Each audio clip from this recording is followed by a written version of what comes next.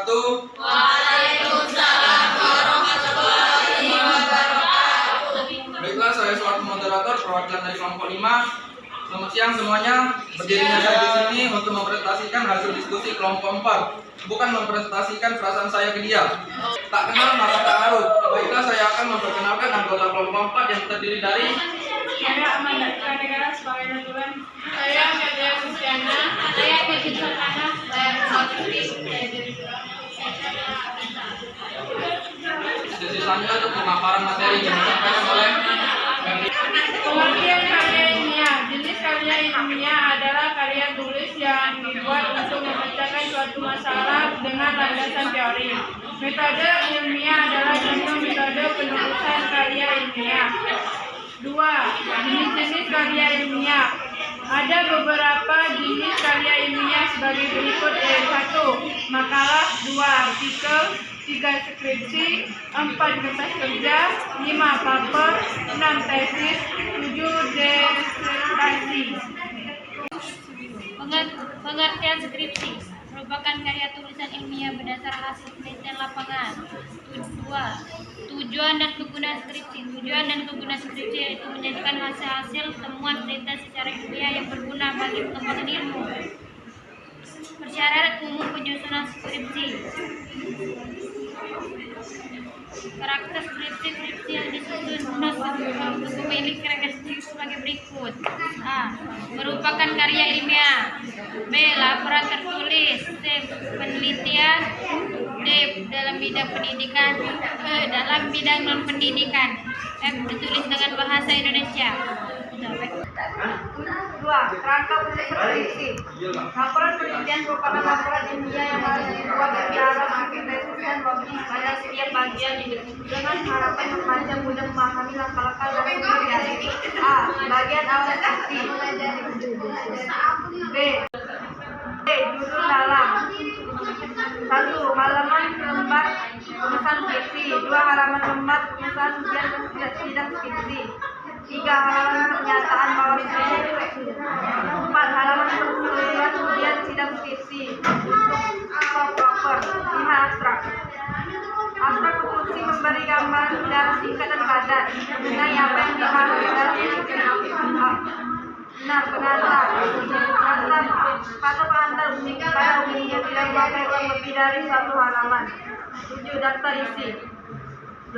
Daftar gambar. 9. Daftar tabel. 10. Daftar lampiran. Ya, bagian isi skripsi.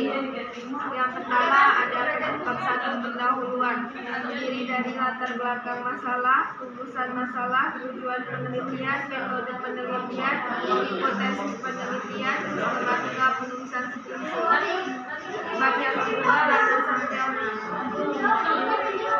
Sebagai contoh, landasan teori meliputi 1. Teori tentang analisa dan perancangan. 2.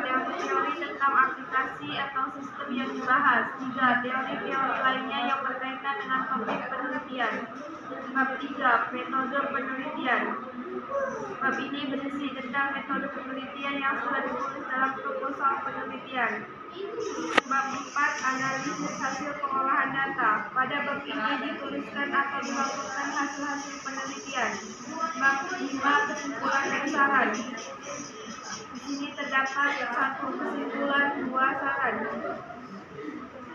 Bagian akhir skripsi. 2 unsur besar dalam bagian akhir skripsi ini adalah 1. Daftar pustaka dan 2. Lampiran bila ada. Daftar pustaka mempublikasikan semua sumber bahan baik yang sudah dipublikasikan seperti buku, majalah, surat kabar dan sebagainya, maupun yang tidak dipublikasikan seperti makalah.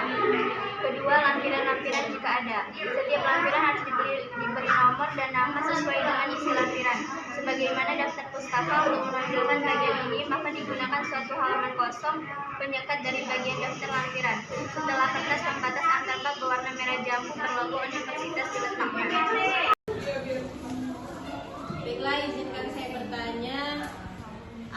Perkenalkan, saya Rita Nurtasari.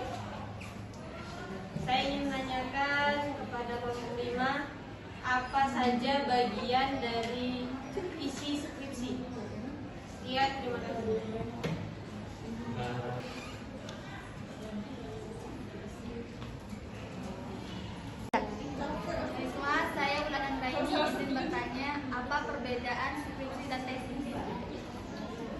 Baiklah, beri kami waktu untuk menjawab pertanyaan tersebut.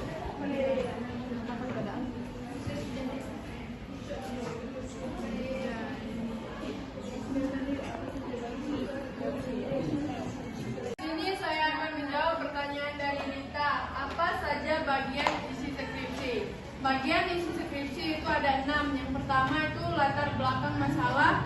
Yang kedua itu rumusan masalah, tujuan penelitian, metode penelitian, hipotesis penelitian jika ada. Yang keenam itu terakhir sistematis penulisan skripsi. Apa sudah jelas? Yes, terima kasih. Baiklah, saya akan menjawab pertanyaan dari Ulan, yaitu apa perbedaan skripsi dan tesis. Skripsi yang dibuat mahasiswa S1 memiliki bobot mulai dari tingkat rendah sampai sedang. Sedangkan tesis memiliki tingkat bobot tinggi karena adanya pengembangan serta pendalaman teori dan dari penelitian yang dilakukan. Apakah saudari Ulan sudah?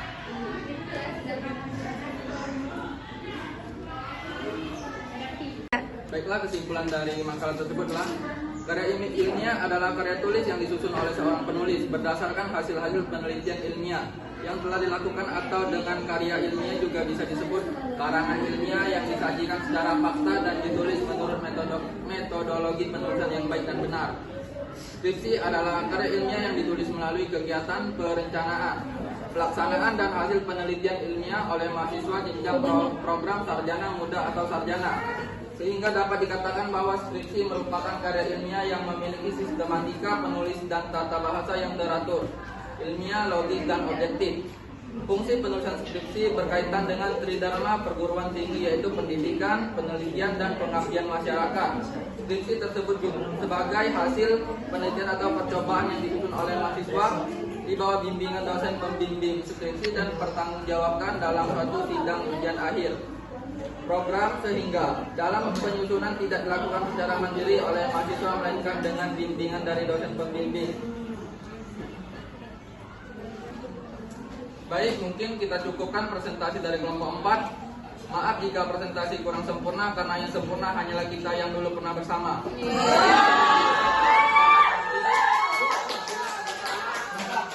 Wassalamualaikum warahmatullahi wabarakatuh. Waalaikumsalam warahmatullahi wabarakatuh.